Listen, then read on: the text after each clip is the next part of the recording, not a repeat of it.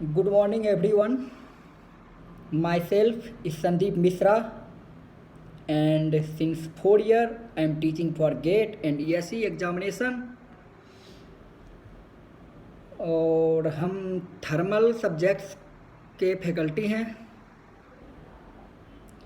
और हमारे पास आज का जो टॉपिक है वो टॉपिक है कि how to prepare for GATE. इसके बारे में डिस्कशन करने वाले हैं कि गेट का प्रिपरेशन कैसे किया जाए।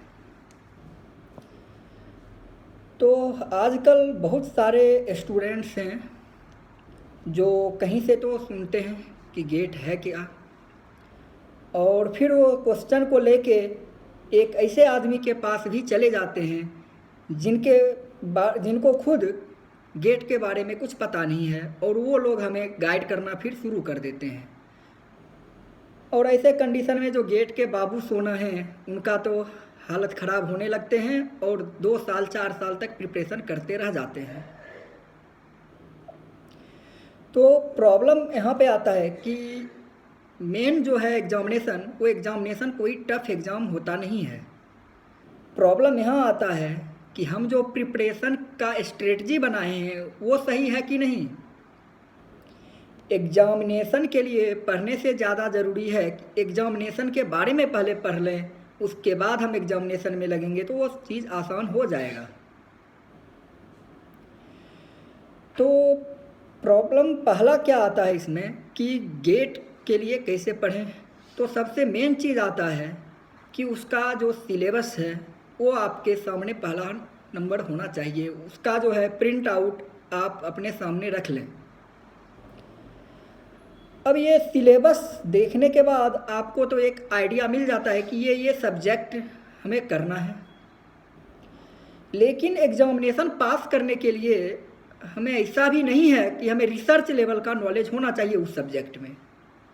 बहुत लोग क्या करते हैं, उस सब्जेक्ट को पकड़ते हैं और रिसर्च करने लगते हैं उस पर, एक सब्जेक्ट को 6-6 7-7 महीने लगा के और उसके अंदर रिसर्च करना शुरू कर दिए।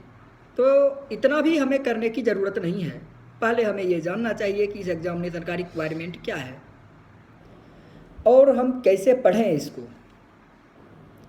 तो जो रिक्वायरमेंट है उस हिसाब से अगर हम पढ़ के जाएंगे तो ऑब्वियसली हमारा जो है सिलेक्शन जल्दी हो जाएगा।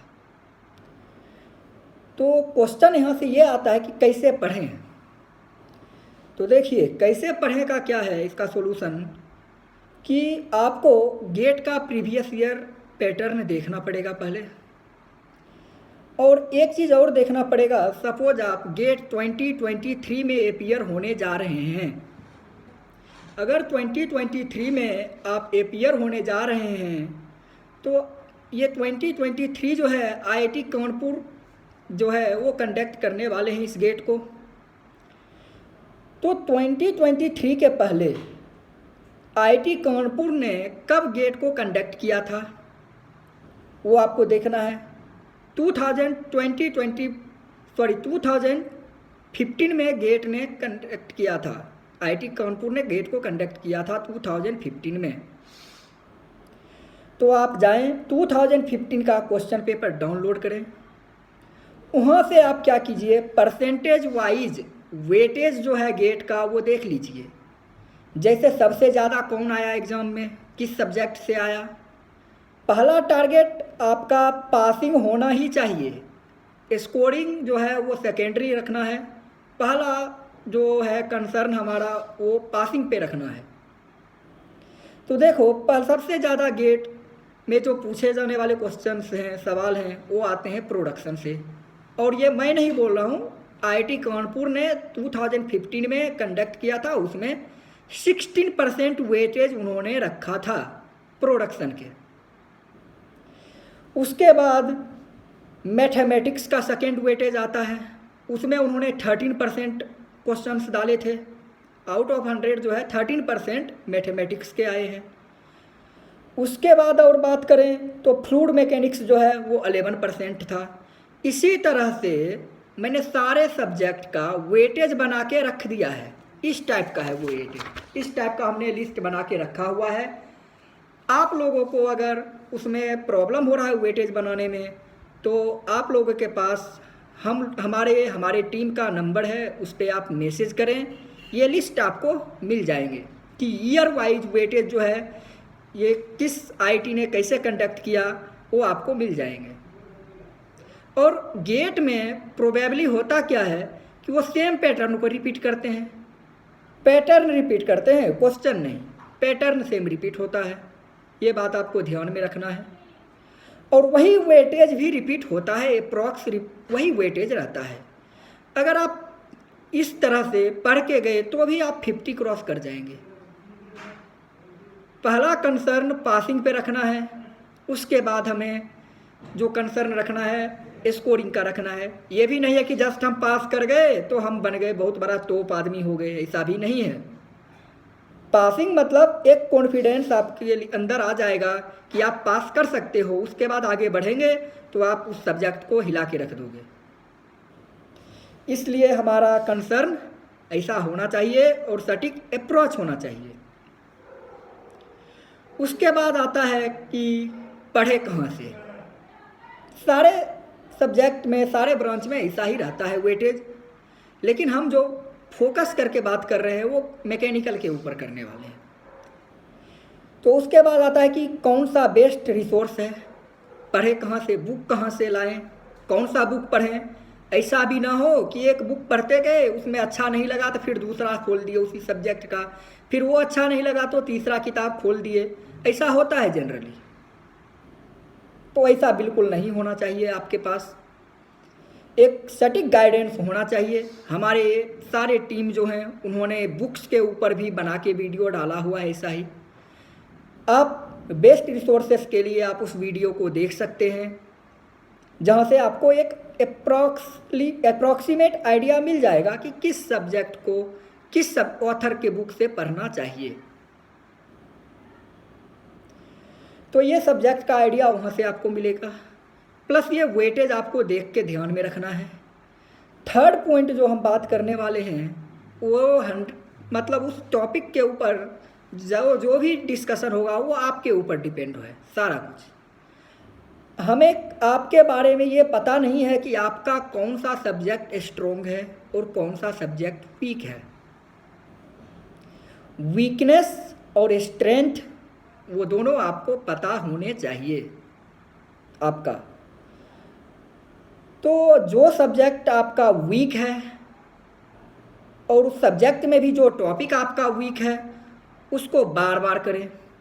मैं हर एक वीडियो में एक चीज़ बोलता हूँ कि कम से कम एक चीज़ को 10 बार करने का एबिलिटी है आपके पास तो ही आप इस एग्जामिनेशन में इंटर करें। कम से कम 10 बार, क्योंकि कंपटीशन बहुत हाई हो गया है। 10 बार, इससे ज़्यादा कर सकते हैं तो अच्छी बात है, उससे कम कर रहे हैं तो फिर आप भूल जाइए इस एग्ज़ाम को। मिनिमम 10 बार आपको करना ही पड़ेगा अगर पास होना है तो।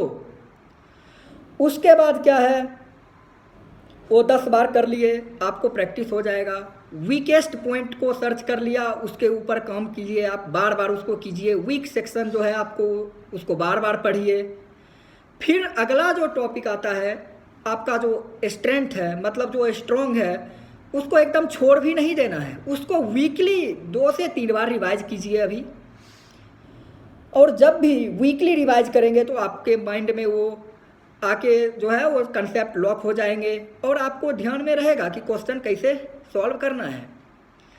उसके बाद इम्पोर्टेंट पॉइंट्स जो आते हैं, थर्ड पॉइंट वो है आपका कि आप कम से कम जो है टेस्ट सीरीज लगाइए।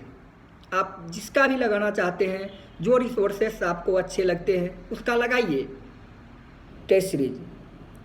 और टेस्ट सीरीज कितना लगाए, मिनिमम 200 टेस्ट सीरीज आप लगाओ।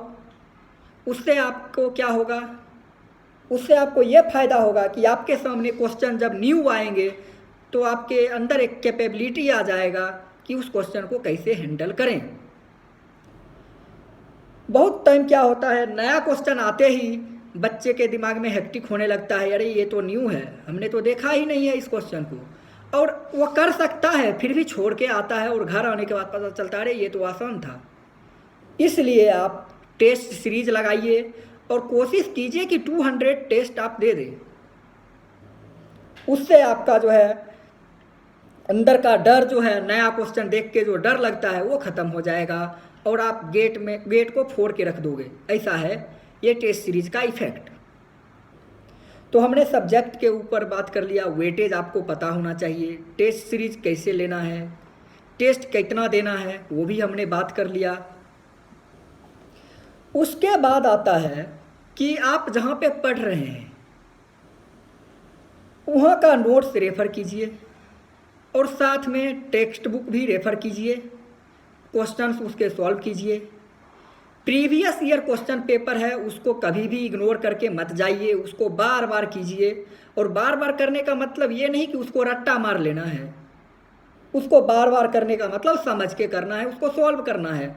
आपके अंदर ये एबिलिटी डेवलप होना चाहिए कि गेट का क्वेश्चन आपसे सॉल्व हो रहा है, रट्टेबाजी करके नहीं कर सकते हैं इसको। और ये सारे चीज़ जब करेंगे तो आपको लिए गेट जो है ओबियसली इजी हो जाएगा और आप गेट में टॉप करके आ जाओगे। बाकी हम और सेशन इसके लिए रखने वाले हैं, उसमें हम और जो क्वेरीज आएंगे स्टूडेंट्स का उसके रिलेटेड हम बनाएंगे वीडियो। और आप इस चीज़ को ध्यान में रखें, पहला नंबर वो सिलेबस और ईयर वाइज वेटेज जो है, जो गेट कंडक्ट किया है पिछले बार कितना वेटेज है वो आपके स्टडी टेबल के सामने होना चाहिए। और हाईली वेटेज वाला जो सब्जेक्ट है उसको तो बार बार करो, बार बार कीजिए। और उसके बाद क्या है, उसके बाद आप उसको परफेक्ट कर लीजिए ताकि उससे अगर क्वेश्चन आए तो छूटना नहीं चाहिए। तो ठीक है, आज हम सेशन को इतना पे ही एंड करते हैं। बाय बाय, खुश रहें।